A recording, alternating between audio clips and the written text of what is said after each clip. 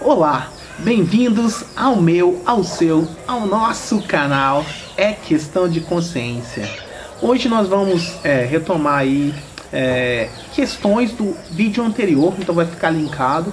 E hoje vamos abordar o tema os recursos de contrapeso à massificação.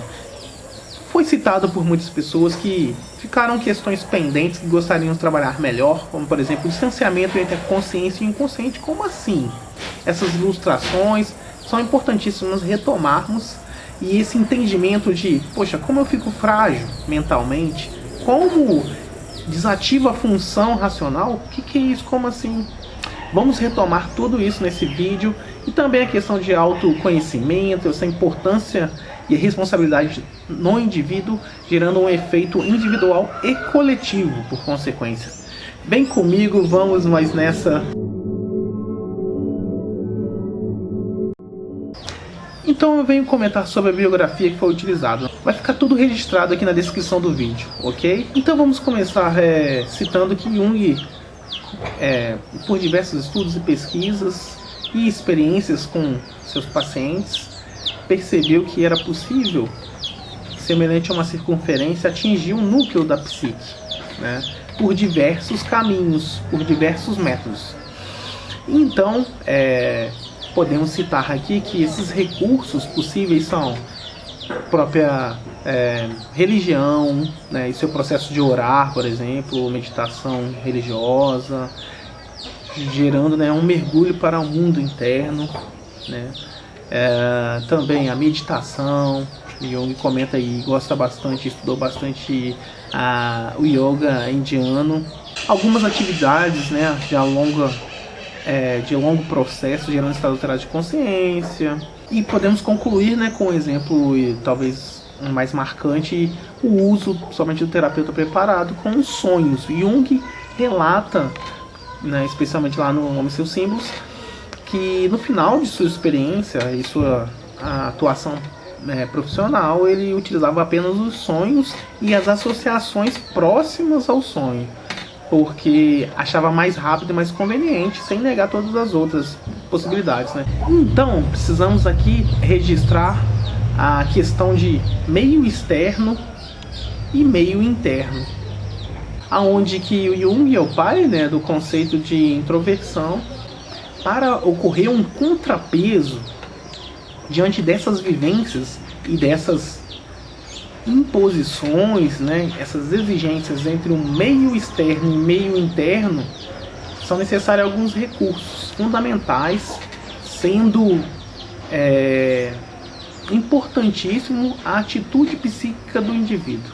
Ou seja, neste momento é presente uma liberdade e uma escolha, uma vivência constante diante de nossa parte individual, para que possibilite essa construção e essas modificações, sejam elas internas, para a gente, que são primordiais e primárias, e também gerando comportamento manifesto, escolhas comportamentais e projetos sendo colocados em práticas, que é fundamental que exista olhares opostos de contrapeso entre exigências e regras externas e internas. As religiões, com o seu olhar, né, e o ícone de Deus e das leis que regem todas as regras ali no processo de desenvolvimento, né, diante de uma busca futura e um merecimento, gerando respeito, medo, admiração, esperança, todas essas características que mobilizam a psique humana, Jung ressalta como sendo importantíssimas, né, para o ser. Por exemplo, especialmente, né, quando estamos comentando sobre doutrinas, elas podem ocorrer os seus excessos, e sabemos que foi lapidado, né, ao longo da história, ainda podendo apresentar algum excesso, mas sem negar o que é de bom nela.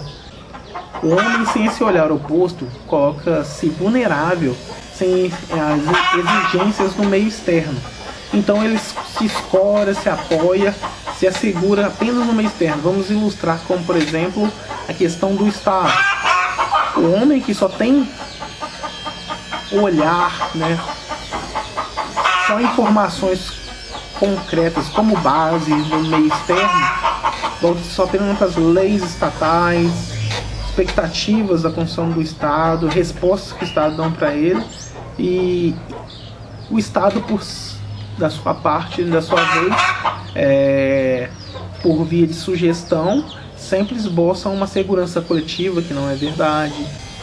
E, acima de tudo, não te dá recursos para lidar com um conflito interno gerado. Um enfrentamento fundamental para cada ser e cada pessoa vivenciar, exercitar internamente, né?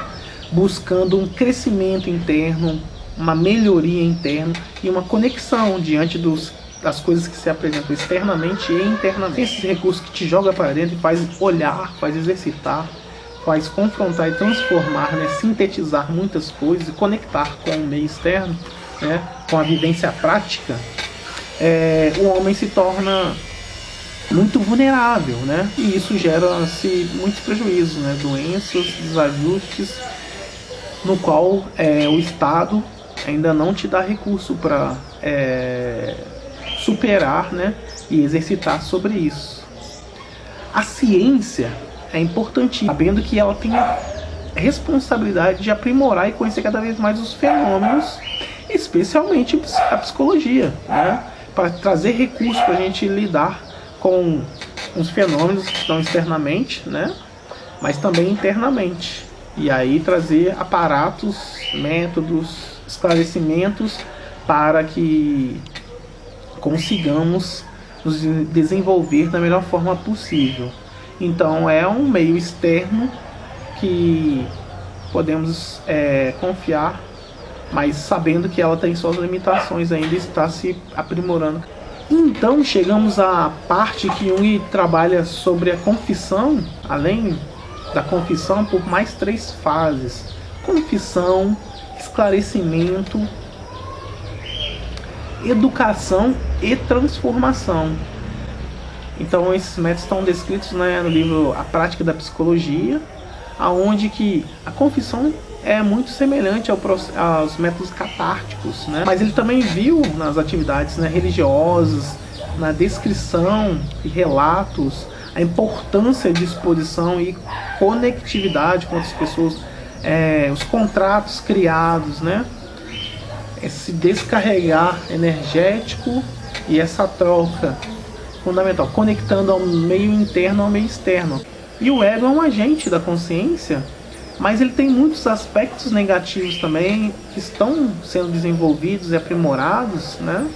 E ele tem que se aprimorar para aceitar informações melhores do self, no qual o self traz muitas características que estão ligadas ao divino, ao sublime, né? Então, o maior potencial do ser está lá no self. O ego tem que se aprimorar para aceitar essas características, estar preparado, apto, né, a essas informações e essa vivência de maior aceitação das coisas, se colocar disponível, né, para as vivências diversas, né, ampliando sua atuação,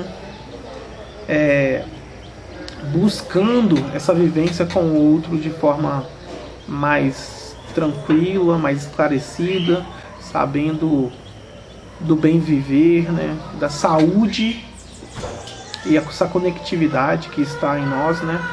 Então, o esclarecimento é fundamental para que a consciência se coloque mais preparada para informações, sejam do meio externo que a ciência nos traz, as ideologias que fazem sentido, mas por que a consciência tem que estar apta a isso tudo, meio externo e do self, né, que está já dentro de nós mesmos, expondo, né, características fundamentais para a vida, né, fundamentais para que as coisas funcionem bem, fundamentais para que nos coloquemos equilibrados, com saúde, com ânimo, né, direcionando bem a energia psíquica. Em seguida, então, ele passa por outro método educativo, né?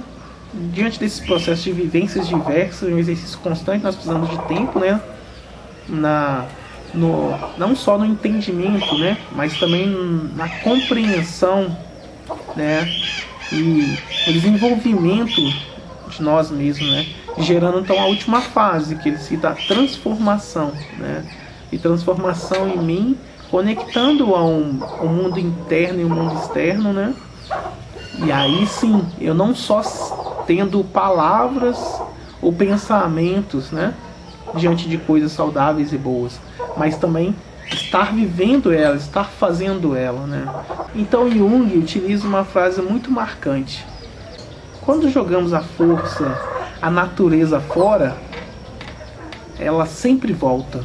Então tudo indica que se não fizermos bom uso de todos esses aspectos no processo de individuação, né, de diferenciação, elementos importantíssimos para o ser, né, em reconhecer esses detalhes minuciosos, por exemplo, exigências psíquicas nossas, né, diante do nosso viver, aonde a consciência, né, e o ego vão aceitando, por exemplo, atitudes de impulsos de botar em prática alguns projetos, como alguns no presente momento mostram-se que tem que casar, outros mostram que não devem casar, uns mostram, tenho que me investir mais em desenvolvimento intelectual, outros não, demonstram que estão já no nível muito avançado, não precisam mais investir no intelectual, tem que investir mais no afetivo, no presencial, na manutenção. Então, diante dessa busca, né, diferenciação, todos os aspectos, a gente consegue mapear questões internas e diminuir esse conflito entre o ego e o self, onde o ego tem que aceitar as informações mais sublimes do ser, toda a sua potencialidade sendo ativada, sem resistências, sem sintomas, né, e efeitos negativos diversos, né, psicológicos, equilíbrios emocionais e físicos, né, psicossomáticos, mas também uma mente mais aberta, com mais racionalidade, uma vivência conectada, o mundo interno e o mundo externo, aberta ao desenvolvimento, né, apta também a superar qualquer crise, né, especialmente demonstrada por uma sombra coletiva, né, uma experiência negativa coletiva. Então é importantíssimo estarmos melhores possível, vivenciando de forma intensa, né, cada detalhe, em busca de superar momentos difíceis. Isso demonstra muita atitude nossa, muita responsabilidade, né, e respeito diante das leis psíquicas, as leis materiais, né, as leis naturais. Aonde que então não basta mais nós só acharmos que alguma coisa é certo, né? De que o respeito é importante um para com o outro, o falar um com o outro. É importante que tenha respeito, não tenha xenofobia, porque as paredes, né? As barreiras, fronteiras dos países estão sumindo, né?